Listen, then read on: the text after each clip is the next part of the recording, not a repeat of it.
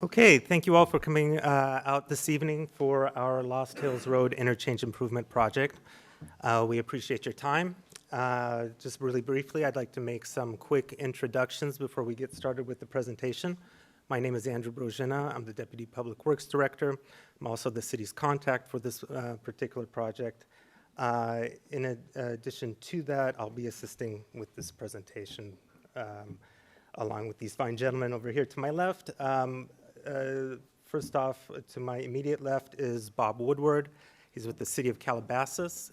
He has a wealth of information on this project. He's been around from the very beginnings of this project, so he's going to provide some historical background to it. And sitting next to him is Eric Spangler. He's our consultant he's with Parsons, and he serves as the project manager on this project. And next to Eric is Peter Bernard. Peter Bernard is our design engineer, and he represents Hewlett Zollers. I'd also like to acknowledge a few people in our audience. First off, Mayor David Shapiro is here. Thank you for coming. Mayor Pro Temp Martin is also here in the audience. Thank you. And Councilmember Maurer as well. Okay, let's get started.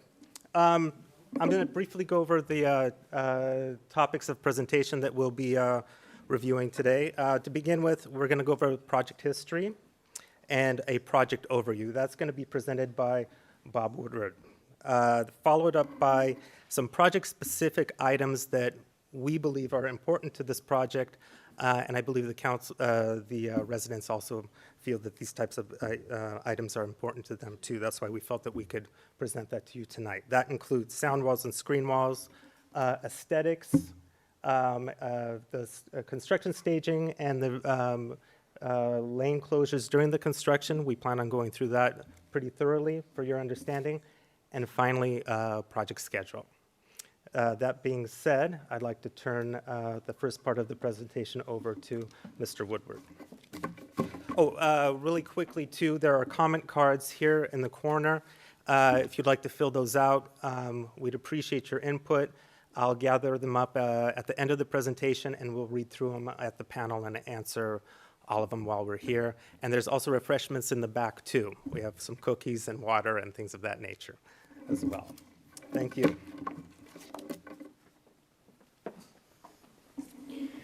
Thank you, Andrew. Thanks for the great introductions. To jump right in to a little bit of project history.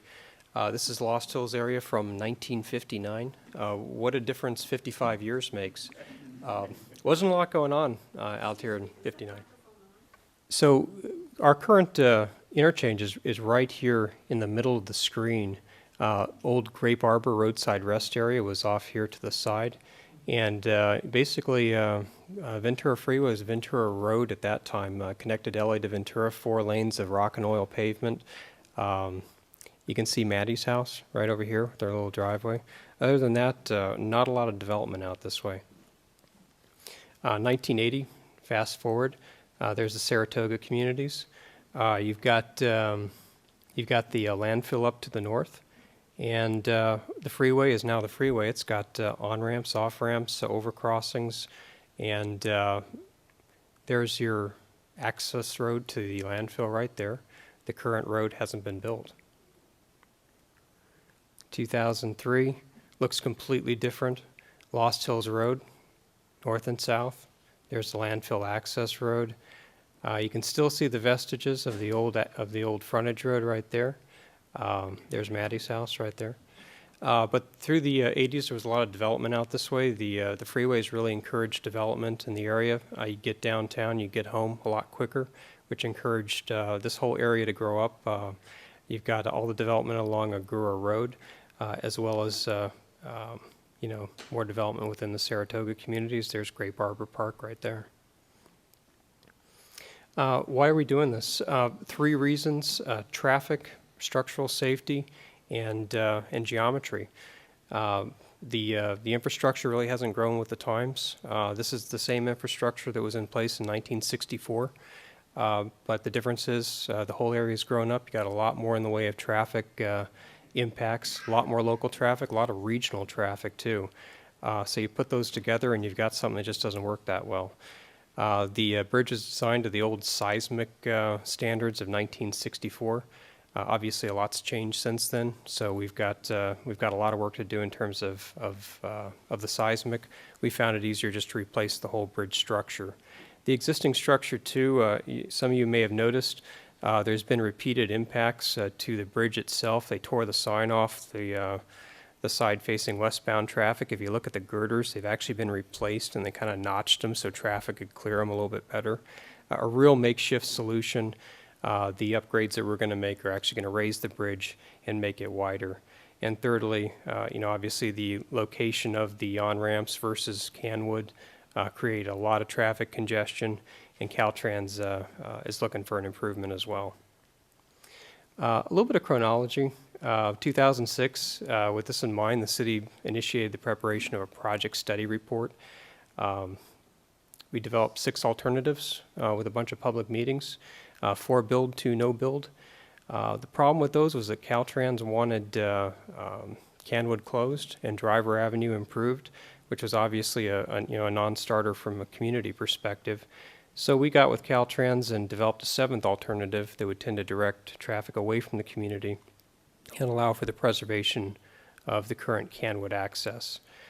We've hosted some meetings to talk about it. We've tailored our environmental documents and designs to that effect. And finally, in 2013, we got the current option approved. Project overview. If you look, you can follow the current sound walls with the blue line. Those are the sound walls along the freeway. And the screen walls located along Lost Hills Road. We're reconfiguring the northbound on and off ramps so that we've got clearance from the current bridge structure in Canwood, and we're going to be closing the existing northbound on ramp. So we're going to be widening the existing bridge to 5 lanes, working on the southbound on and off ramps, and keeping Canwood open, obviously. And we'll run through the labels here that just say exactly what I said. All the new intersections will be signalized, which will help with the traffic flow, and obviously help with kind of regulating that northbound traffic to be able to be conducted through town and onto the 101. And with that, I'll turn it over to Eric Spangler to talk about some of the details.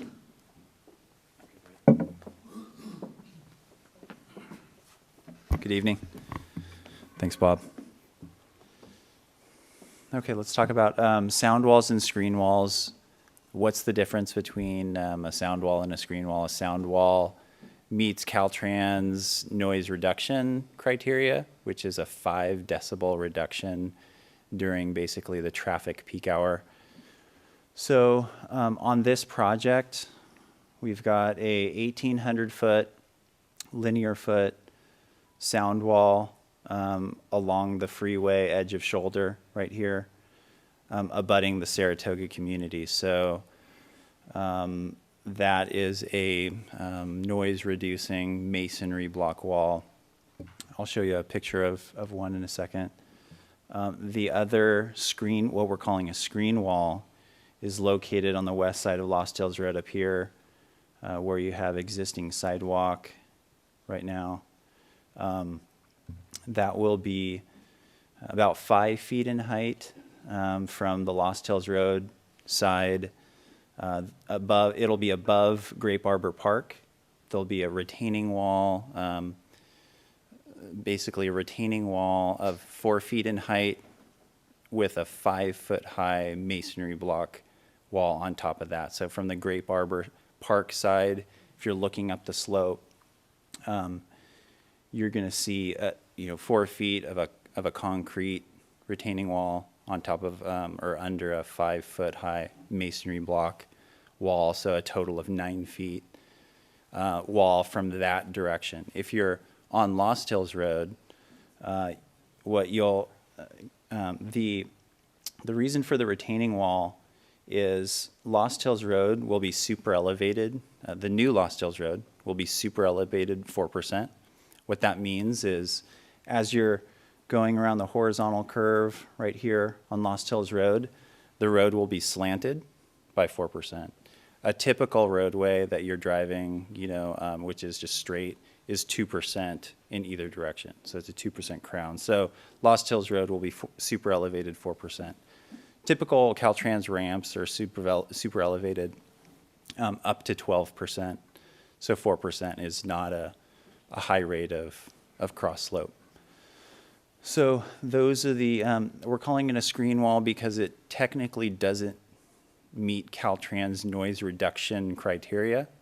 But the traffic, since the project will reconfigure the northbound ramps from the diamond interchange configuration to the partial cloverleaf configuration. So what that means is basically people coming north on Lost Hills Road wanting to travel, northbound on the 101, instead of turning left at the diamond interchange northbound on-ramp right there, we'll go up and we'll turn right onto the northbound loop on-ramp. So what that's going to do, it's going to increase traffic along this segment. So as a further benefit to the Saratoga community, it was agreed upon to put like a 5-foot masonry block, split face surface masonry block wall to kind of be a buffer between Lost Hills Road and the traffic increase caused by the project and the Saratoga community. So the sound wall right here, I don't know if I mentioned it, but it'll be 14 to 16 feet in height.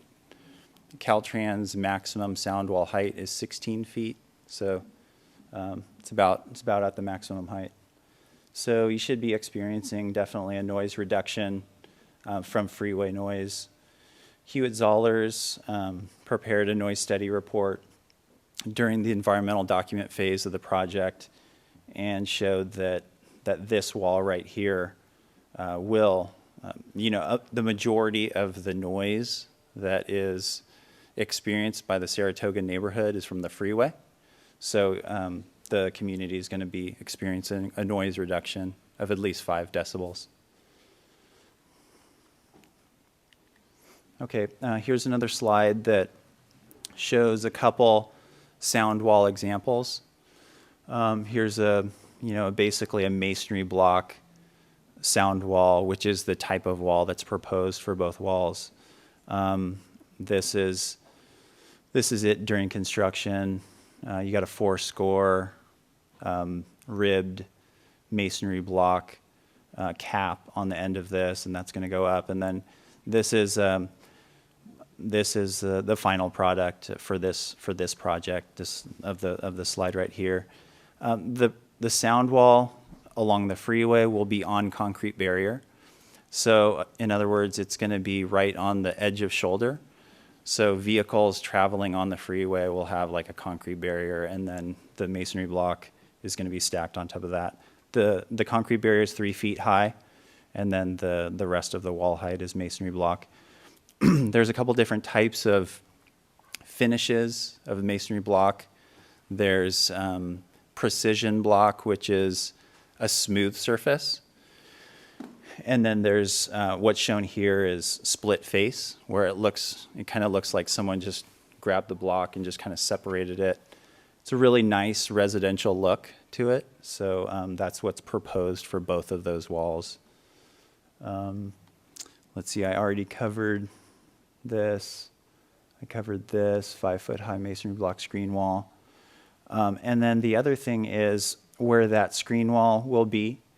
There is existing sidewalk right there, but we, the city, and the consultant team, and the Saratoga, we got some input from some of the Saratoga presidents, and we agreed that there's no need to keep that existing sidewalk right there on the west side of Lost Hills Road, because there's no real pedestrian facilities north along Lost Hills Road up in this area. So we will not be reconstructing that sidewalk that exists right here.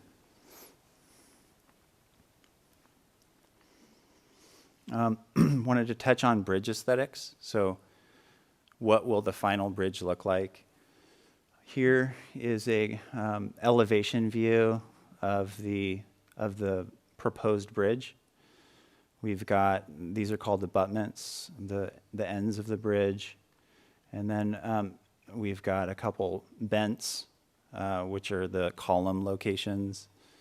And then, so the reason why we have two bents is this right here will be where the new loop northbound on-ramp will be located. So what you'll do is you'll turn right under here. There will be the abutment over here, and then the new bent location right there, and then another bent location or column location right in the median of the freeway, and then the abutment over here. As far as aesthetics goes, is enhanced aesthetics above what you would typically see on a Caltrans overcrossing bridge over the freeway.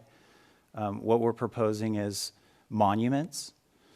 So there's going to be monuments here, here, at each bent location and at the abutments. And we're going to have the city logo, the hawk logo over the mountains on the external monument facing the traveled way. Let's see. Another thing that we're proposing is to actually have the city name on the abutment walls. So here's a visual, just kind of like a rendering of what was, of what the bridge will look like. Here's the city logo again right here. So the city logo and the name will be on the abutments. The city logo only will be on the other center monuments in the bridge. And then another aesthetic element of the bridge is going to be the rolling hills motif in the external bridge rail, in the barrier rail facing traffic facing the freeway side. So here's a photo of something that's similar, but it's not going to be exactly like this. It's not going to have the sharp ridges on the mountains. It's going to be more of a rolling hills sort of design. The other thing, we're proposing enhanced fencing on the bridge rail with some gold acorn finials, and finial just means like a end cap, so like a golden acorn sort of top of the fencing posts. The fencing is going to be plastic coated. So we're proposing quite a few different aesthetic enhancements from what is typically typically provided on Caltrans overcrossing bridges. Okay, the next part of the presentation is, so if this were, if this were a new interchange, we wouldn't have traffic going through it, but we have to figure out a way to construct this project and have traffic going right through the middle of it at all times for you guys. So there's a couple traffic complexities, of this project, of this location. One of the complexities is that you've got the Saratoga community right here, and Canwood Street is the only paved ingress, egress, or access point to your community. So we have to keep paved access in and out of your community at all times, unless we decide tonight to go to a dirt road or something like that. But I'm just kidding. We're not going to do that. So we're going to send out ballots and say, who's okay with the dirt road for 6 months? No, I'm just kidding. So we're definitely going to, just to clarify, I was just joking, we're going to provide paved access in and out of the Saratoga community at all times. Okay, so we've got 4 proposed construction stages, and it's kind of, it's kind of complicated, but I'll just kind of summarize each stage. Stage 1 is, one thing I should mention before I go into the stages is we're anticipating about a 20-month construction duration. So let's just say that each stage is about maybe 5 months or so. Okay, so certain stages will take a little bit longer because the bridge takes a little bit longer to construct rather than just the other elements of the project. Okay, so in stage 1, we've got construction along Lost Hills Road. We'll be utilizing half of the roadway, 1 lane in each direction. We'll also be constructing, there'll be construction on Lost Hills Road down here, on the south side of the southbound ramps, and then on the southbound on-ramp. We'll be doing some temporary pavement widening right here along the southbound off-ramp, so that in a later stage we can construct the other half of the ramp and still have enough width for traffic lanes. Let's see, but the majority of the construction during stage 1 is constructing the new northbound ramp location. So this will cut into the hill right here, and this will take a little while to construct. We'll also construct a portion of the northbound on-ramp, and then this line in green is the temporary northbound on-ramp. So I'll show on the next slide. It actually shows the alignment of the temporary northbound on-ramp. So basically, we can't immediately construct the permanent northbound on-ramp right here and put traffic on it in stage 1 because it basically hits where we're going to do bridge construction. So we have to provide a temporary northbound on-ramp right here, and so that will be a 5th lane to the freeway that we're going to be introducing right here. Now we're going to extend this all the way through the bridge construction area so that we're not forcing traffic to merge in a real short distance. So we're gonna get everyone navigating this curve right here, merging with or on alignment, on a straight freeway alignment under the bridge construction area. Then, so that'll be basically something to focus on at one time, just getting through the past construction. Then we'll be merging that lane with the freeway over here. So in stage 2, we've got some more construction along the southbound ramp area, Lost Hills Road south. And then also, this is, so one of the proposals, what we have to do, since I mentioned we're super elevating Lost Hills Road, so we're changing the profile, the elevation of Lost Hills Road, and we're slanting it for the horizontal curve. We have to reconstruct the profile of Canwood Street. We have to close that road. We can't construct half of the road and leave the other half open. That's it just wouldn't work. It's too narrow of a road to do that. So what we're going to do is we're going to close existing Canwood Street and pave the exit out of the north side of Parkville Road and Old Driver Avenue just for the project. And then we're going to remove the pavement along here at the end of the project, or at the end of when that is no longer used by the community.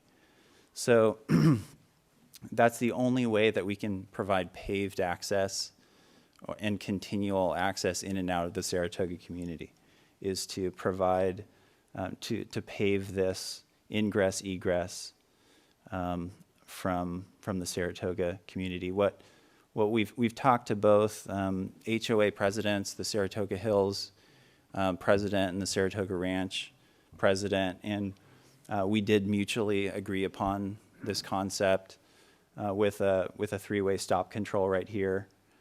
Now, this would be utilized only the time that we have to close Canwood Street. we're not going to close Canwood Street longer than what it takes to build just that segment of the project. So we're thinking that we'll close Canwood Street approximately 4 months, because what we have to do is we have to construct some utilities in this segment of Canwood Street, underground water line, electric line on the poles right here, bring this up to grade. We're elevating the middle of the roadway right here to provide a smoother profile for Canwood Street. This intersection is going to be signalized, so envision vehicles queued up at the signal. So we're actually flattening the profile a little bit for Canwood Street. So anyway, this construction is going to take about 4 months. During that period, the Saratoga residents will be using this ingress egress into the neighborhood. Okay, so stage 3 is where we close the new northbound on-ramp is in service, and we basically remove the existing northbound on-ramp here, and we can construct the sound wall. So approximately a year into the project, the sound wall will be constructed. The sound wall won't be constructed just at the very end of the project. Actually, Andrew said I'd just take questions at the end, so if you don't mind. So let's see here. During this is the stage. So stage 3 is the first bridge stage. So what we're going to do is the existing bridge is going to stay where it is. That's going to be open for traffic during stage 3. And half of the bridge on the west half of the new bridge is going to be constructed during stage 3. The end 4 months of stage 3 will coincide with the closure of Canwood Street and the use of Old Driver Avenue pavement. Okay. Stage 4, which is the final stage, after Canwood Street is done, we're going to reopen that to vehicles, remove the pavement right here along Old Driver Avenue, complete, now that, actually we're going to now remove the existing bridge, so we'll shift traffic to the new half, the west half of the new bridge, and we'll remove the existing bridge and construct the east half of the new bridge. Once that is done, we can then complete the rest of the permanent northbound on-ramp. And the final kind of closeout work will be removing the temporary northbound. Once the northbound on-ramp is constructed and open to traffic, then we can remove the temporary northbound on-ramp. Here's an estimated project schedule. Let's see. Let me make a comment about the construction staging. There'll be slight variations of that. Hewitt-Zollars is preparing stage construction plans, but that's the general concept of what you'll be experiencing. Also, let's see, you'll be notified, or if you're living in the Saratoga neighborhood, you'll be notified via like mailers, and we'll also use Andrew Leff and Norm Buring to let the community know of like when the next stage is coming. So we should give you about I think a 30-day notice of when the K-rail will be moved and traffic will be shifted from one side of the road to the other side of the road. So you'll get an advance notice. Okay, so we're planning on completing design and advertising the project to a contractor, awarding the construction contract to a contractor in about November of 2014 of this year. Construction duration, like I mentioned, is estimated to be about 20 months. So each of the stages that I presented to you correlate to right here. That first project startup in stage 1, approximately, was that 5 months, 3 months for stage 2, 5, and then some closeout completion work. So that is basically the presentation. And I'd like to open it up to questions and answers. I think the questions will be fielded by Yeah, Andrew. at this time, I could go ahead and collect the cards with any questions that you may have. Pauline in the back is going to be rounding those up and bringing them up front for discussion. Okay. The first question I have here is, what happens to the northbound off-ramp during stage 1 and 2? Oh, you could talk from here if you'd like, or whatever you're comfortable with. And then, Do you want to look at the exhibit? Or? That's fine. I'm going to share over here. yeah. Okay. During stage 1, the existing northbound off-ramp will be in use. There'll be a lot of construction going on the hillside above the existing off-ramp. And then during stage 2, the existing off-ramp will be closed, and the new northbound off-ramp will be open to traffic. So during stage 2, the existing off-ramp will be demolished.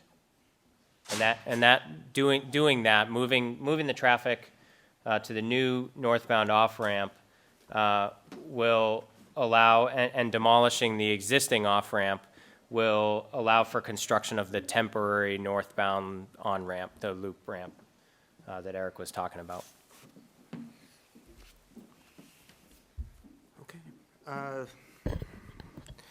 Okay. Next question is, please give details regarding traffic signals, stop signs, and access issues into the shopping center.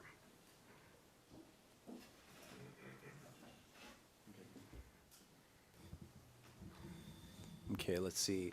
The signal at the Agora Road, Lost Hills Road intersection will be, utilized and in use during construction. And the entrance in and out of the Summit Shopping Center will, I guess, it depends on the stage. There may be temporary closure of that driveway. And Peter, I believe we're reconstructing the sidewalk along the Summit development, but we're not modifying the driveway. We're not reconstructing the driveway entrance. That's correct. Okay. Let's see. So into the Summit Shopping Center, there's a driveway entrance on Agora Road.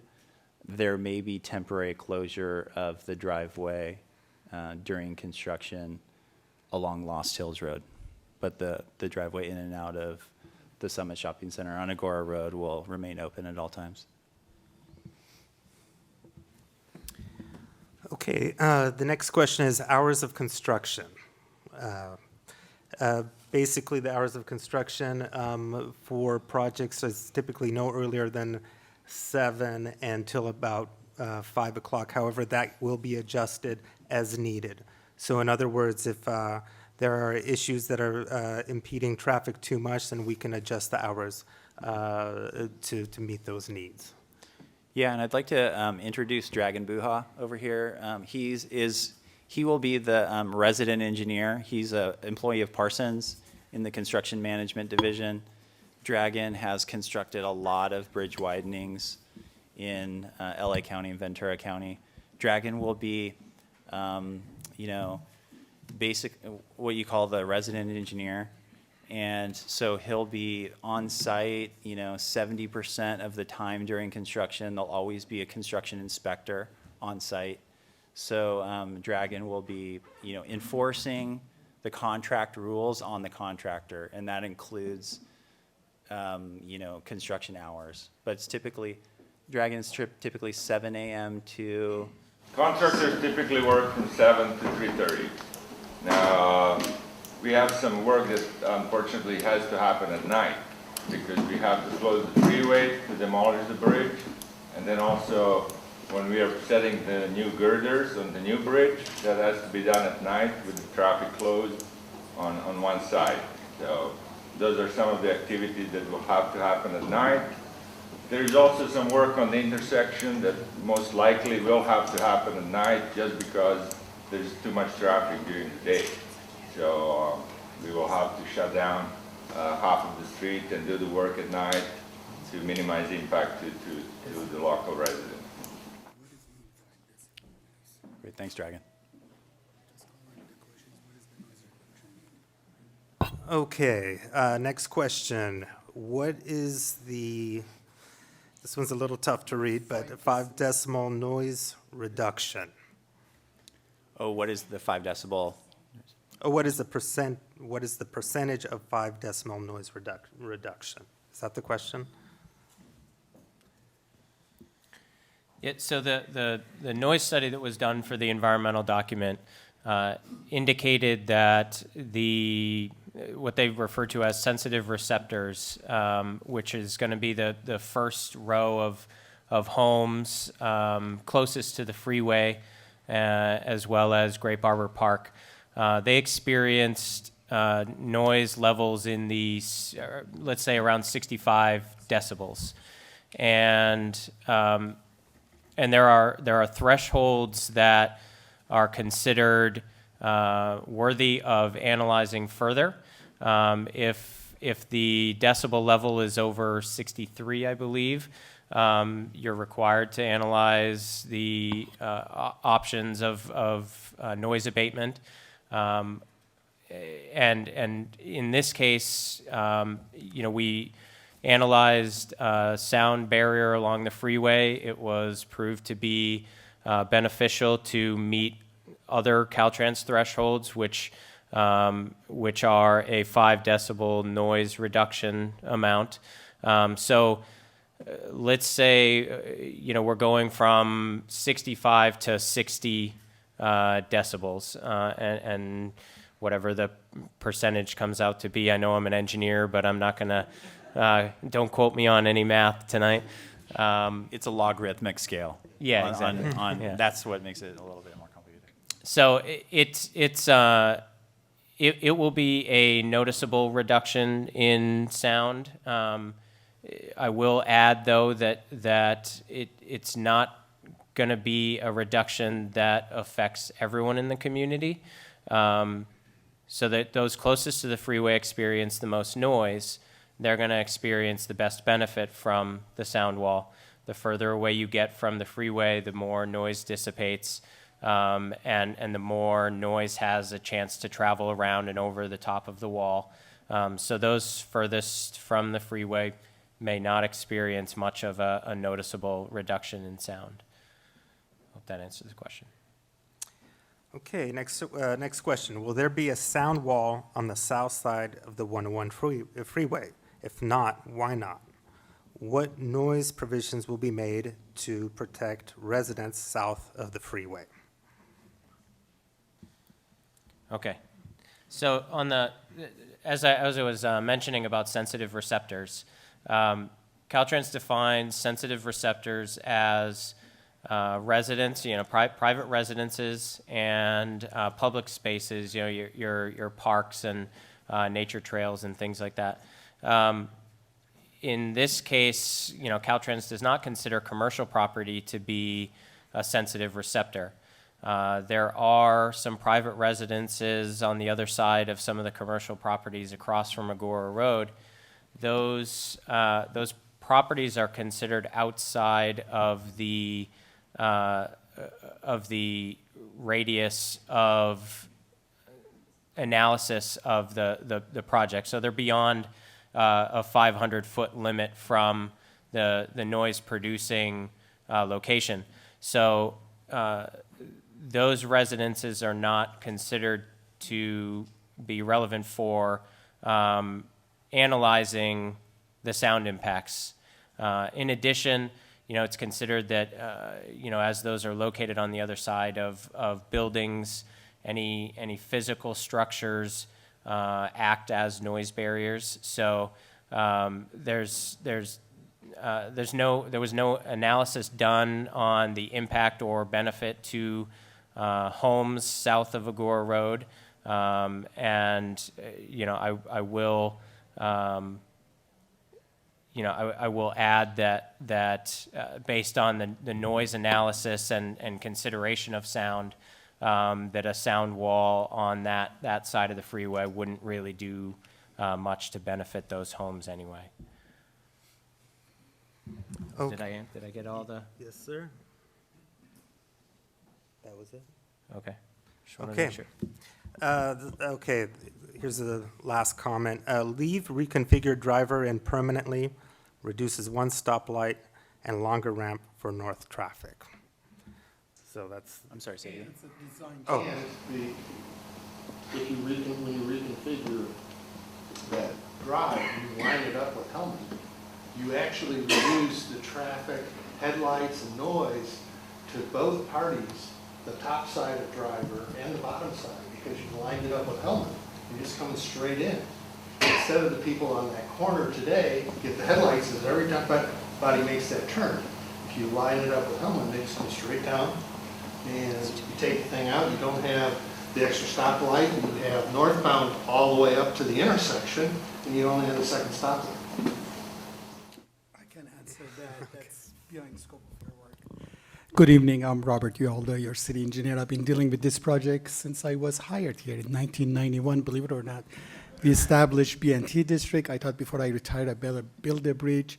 I was hoping they put my statue on it. They didn't go for that, so let's keep that aside. What you're recommending during design stage, when it was recommended 6 stages projects, one of them was those recommendations. When the entire community got together and majority voted to change the project, Alternative 7 was created. That was the whole process. So it may look viable and may have some benefit, but had a lot of disadvantages that we looked at it. But overall, I remember even we had commissioners and community members, and we had even more people. They were hand-on designing this with us, and it was fun time. It delayed this project about 3 years, let's put it that way. So that's where we are. And it's really, we are beyond that scope. We just submitted 95% project completion to Caltrans to pull a permit. As you can see, it's a lot of work. And I'm pleased to announce that, first of all, I'm really happy and proud of team that we have established here. My deputy, Andrew, has taken over this project, and he's dedicating 100% of his time to this project. And the stuff that the staff or the team did not tell you, there's a lot of negotiation going on right now with county. We are aligning. I did not know your access to your community is not mine, it's county. So county could have come do whatever they want. So right now, last night, council authorized me to resolution to take over all those right-of-ways. So now it's all city of Calabasas. We had many, many meetings, and your homeowner association representatives are very active. They're always involved. And I want to thank them. Andy Leff is here, Norm is here, and I know Andrew told me on the closing he would like to invite him, so I'm not going to take that thunder. I'll let you do that, but I'm telling you guys, get ready. You got to say something to your community because you've been working with me on this. Lastly, I just want to let you know the council has directed me to make this top priority project. So we secure all the funding of Measure R. We are very fortunate that we can do this. And when we were a little bit short, I went back to Measure R and successfully secured additional funding. So the project will be built. The construction scheduling that you see is, again, we are engineers, we are not magicians, so it's all guesstimate time. The best response will be when I hire that contractor and I go get Dragon, and I know him long enough. I said, Dragon, what's going on? How we can expedite? How we can reduce impact on the community? We do understand that. I've been around this community longer than I'm employed here. I lived in Heading Oil since 1974 when I immigrated here. So I know this area. It's my home, raising my family here, and I'm in community all the time. So I want to assure you that we have really assembled the best possible team. I'm very pleased to have Parson. We still have Bob has been with me all along doing this work, but we have really the right team, and we are hoping to hire the right contractor. Other than that, I will turn it over back to Andrew, and I want to thank him. He did a good job, in my opinion. Sitting back there, I can see it's not an easy job. And I want to thank you guys. You guys were a very good audience. I never had such a good audience before. They usually sometimes get a little bit rowdy, yelled at me, or send me back to build roundabouts or stuff like that. But that's why I stayed in back. But other than that, I'll turn it over back to Andrew. And there is any other question, again, the reason we have it in writing, we want to keep track of it in case we miss something, we go back and look at it. So don't hesitate, sign in, write the card so we have it in writing. And if it's something you don't want to write it, I think it's up to Andrew. He will give you a chance to talk about it. So Andrew, it's all yours again. Thank you. Yes, if there's any other last questions, we're open to that. I did fill out a card regarding traffic signals, stop signs, things like that, that I didn't think was addressed, that I was curious about specifically once this is completed. For example, the new northbound off-ramp, which is where the new southbound on-ramp will be, is that traffic signal for a stop sign?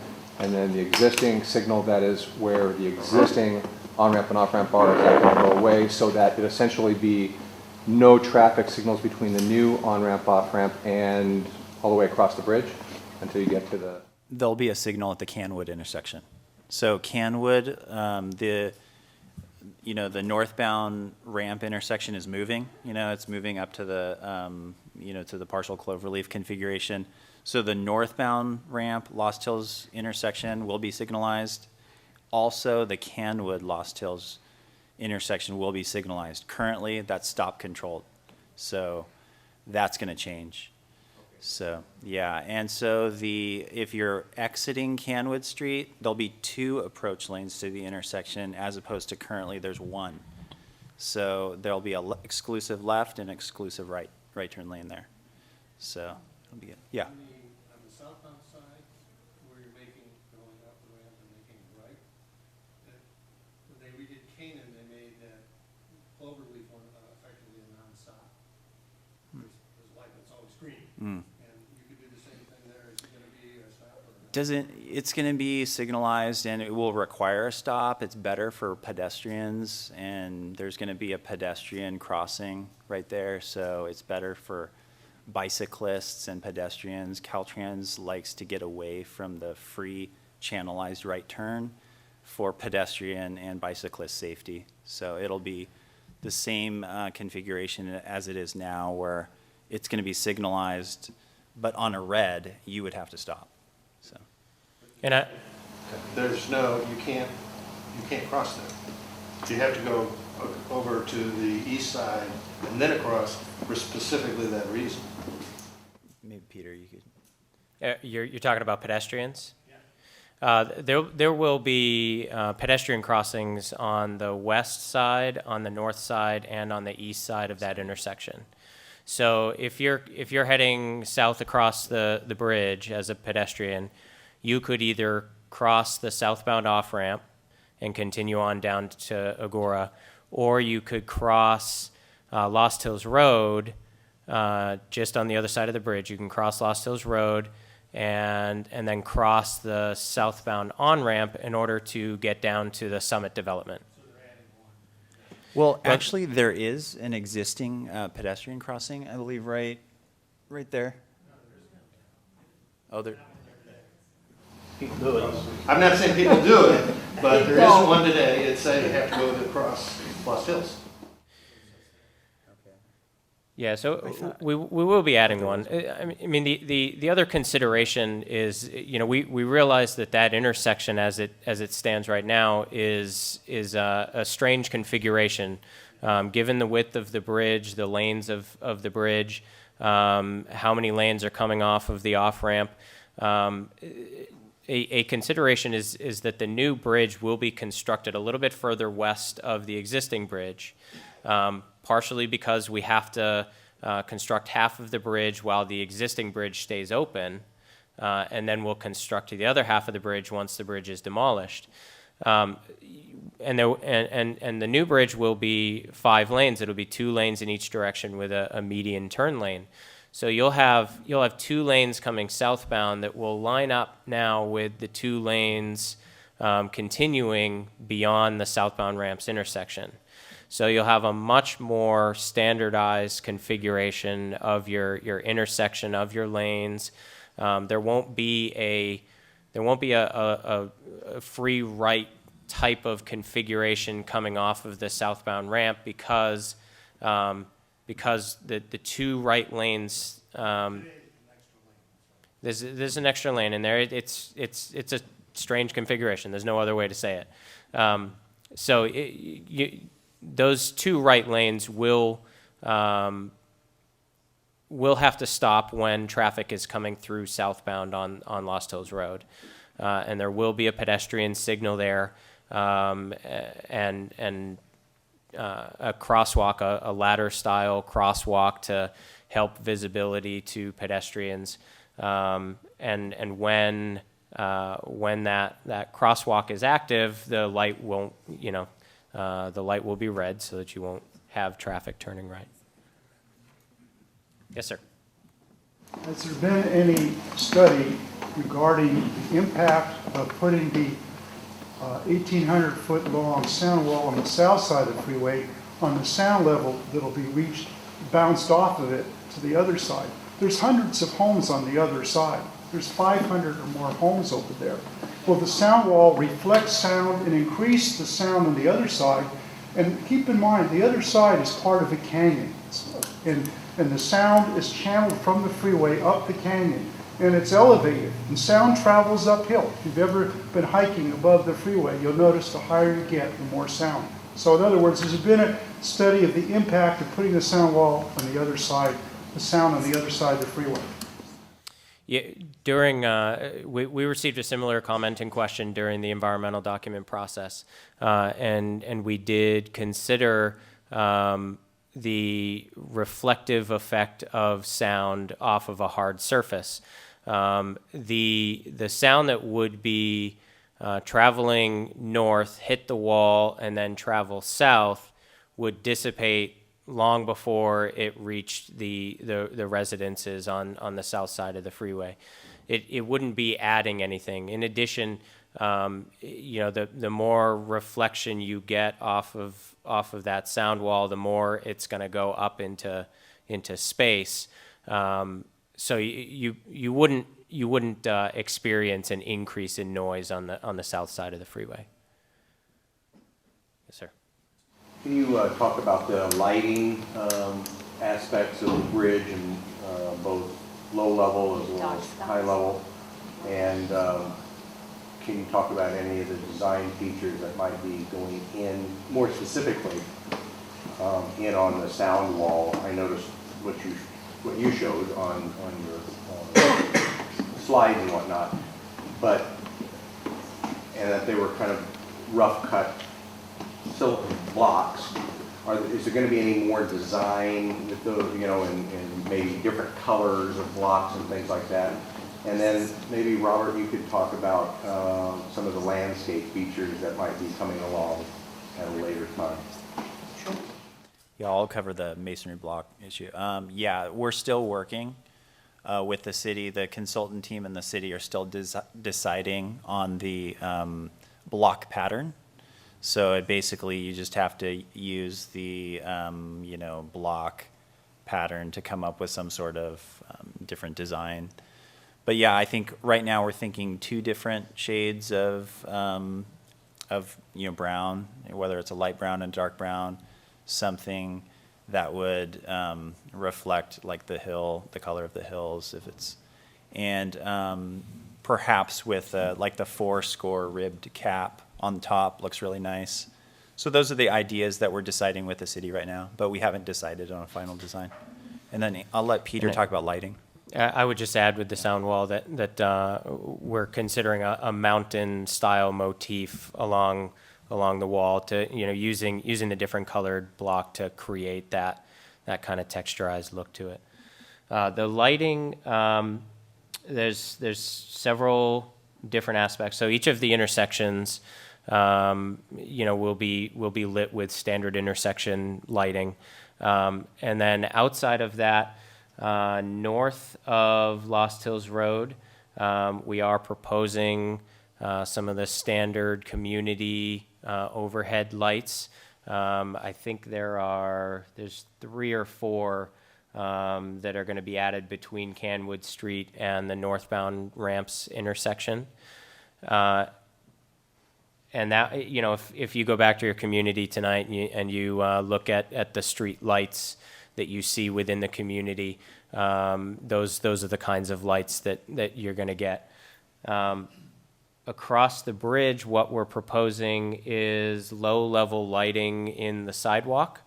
It's still being discussed with the city about exactly what that's going to look like, but it'll end up being something in the bridge rail. So as you're walking across the sidewalk on the bridge, there'll be the outside rail over the freeway, and then there'll be an inside barrier as well that will separate the sidewalk and the traveled way of the bridge. And so in that kind of U-shaped sidewalk path area, there's going to be some low-level lighting that will direct the light down to the sidewalk, and it'll probably be placed in the bridge rail in some configuration. So you won't really see it from the roadway, but as you're walking across the bridge, you would get the benefit of having that area lit so that you can see where you're going. And bridge lighting high? Nope. There'll be no overhead lighting on the bridge. And there was Yeah, landscaping. And Landscaping. then we'll get to your question. Just quickly back to aesthetics. If you all recall, I see a lot of familiar faces. We had a meeting. We had a lot of ideas. The bottom line was less is more. I think Ellen is here. We even talk about Chumash. So I studied Chumash to see what we're going to do. Then I was notified, don't use Chumash. You got to get the warning from them. Then we look at everything else. Then when I talked to city manager and council member, they said, city has beautiful logo. What I would like to ask you do is when you're going towards Westlake, take a look at Westlake Bridge. It's done, and they have their logo. It's a little bit larger. I like to do it smaller. And the result of that workshop, majority like what we see. When you going home, you look at freeway, you see the mountains and rolling hills. And I had 70% of the people, they want to see that incorporated in our bridge. That's a gateway to our community, open space, mountain, and that's what we did. Again, as an artist on a concrete, we will do our best to bring that. And what we have done, we have taken some photos of the existing hillside. We take the rolling hills, convert them to a drawing, then we're going to have that design on the bridge. So it will be duplication of existing view that we see, but on a concrete. We will do our best to get that. Back to landscape, I did not shortcut landscape. We hire landscape architect. You all have seen the project. As soon as we are finalizing all this stuff, the landscape is the last part of this construction, and we'll be presenting that through Traffic Transportation Commission and Council with the final outcome. But we did have a lot of input. It's going to be plush landscape. It's not going to be like Las Virgenes. I put 11 oak trees in there. At the time, everybody asked me to put oak trees. So we did oak tree on Las Virgenes. Here, I didn't hear a lot of oak trees. We're going to incorporate oak trees, some landscape, some hardscape, some nice railing. That big loop that you can see, that area in between it, we would like even, it was recommended, let's put a couple of statues of, instead of yourself, put some deers or something that represent community. So we haven't really gotten a detail of that. But by then, I will convince everybody my statue be there. That to be said, the landscape will come back. There is a landscape plan for this project, and it will be presented after we are done with this stuff. But again, my really next push is to hire contractor. The contractor can come and pretty much overrule all 5 of us with all due respect. We will tell him what we want, but he will look at it and he will say, Eric, Robert, Dragon, I think we should do this, this, this. We will try to stay with what we are presenting to you. But the goal is minimum impact to community, faster construction, and get the job done in the right value. And that's where we are with this project, really. So the goal right now is as soon as Caltrans authorizes us, what you saw, the staff are being very conservative. I've been pushing them. And when Eric said golden nuggets, he's not kidding. I told him, I want to see this golden nugget on that fence. So that's what we're going to have. That to be said, I think Andrew's telling me he still want to invite the homeowner association because they work hard. Both Norm and I wasn't going to put him on the spot. However, I do. did, so it's my fault. I do want to. Any closing or anything? I do appreciate working with both Commissioner Norm Buring and Andy Leff. Both HOA presidents have been very easy to work with and accommodating. And I do not want to put you on the spot. However, if you do have some words you'd like to share with us on this project, we're open to that. Yeah, question? Quick question on the fencing. You mentioned that it would have a plastic surface on it.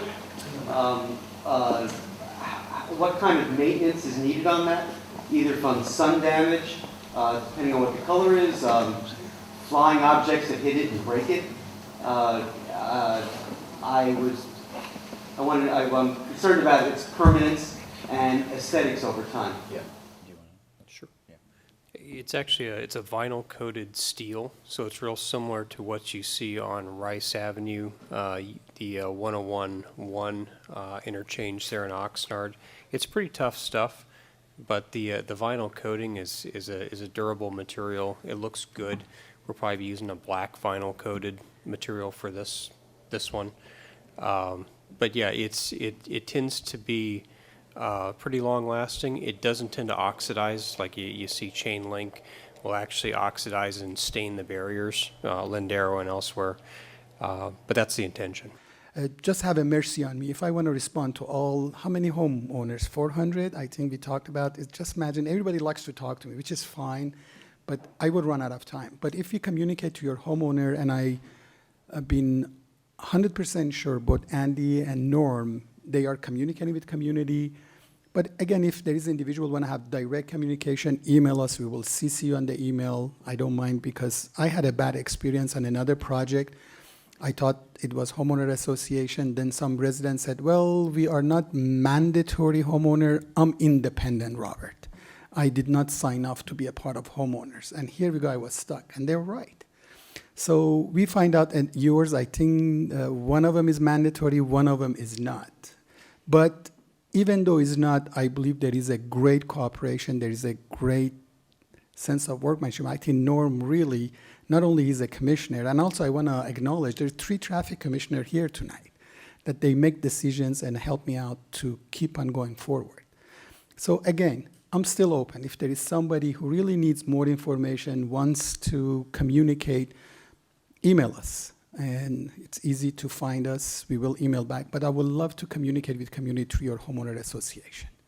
And that will be easier, better, and it will create, as Eric said, 30 days prior to shift project or anything different, we will be in touch with you. It's not that this is it, we are done. And I asked Carlo if it's possible. They're going to edit this, and we're going to rerun this on weekend for other residents. Council keeps on asking me to have update. City managers, by the way, is here. Thank you, Tony, for being here. He's been watching me like a hawk. Robert, why is not going forward? So we are doing our best. But again, I'm really happy with the team, with the result, and with a lot of other details. We're still negotiating with county, purchasing land, doing a lot of other stuff. But the pride of workmanship is in this project. You can see it through me and my team. We're not going to build a bridge that we're not going to be proud of. It will be gateway for our city.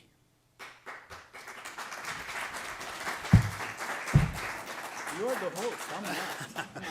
Well, if there's no more questions, we appreciate you coming out, and we'd also appreciate you signing in over here. Norm and Andy still don't want to say anything? Oh, Why don't you guys just, both of you, come and take the podium and just say something? I've never been accused of needing a microphone, but I'll come up here anyway. All I wanted to do was to say thank you to the Saratoga community, and also be aware in the early days when we were doing the original scoping, there was representation from the south side of the freeway, and a lot of the ideas and interests that they had are involved in this whole process. And the way that we moved forward with this project was not to figure out what design we wanted.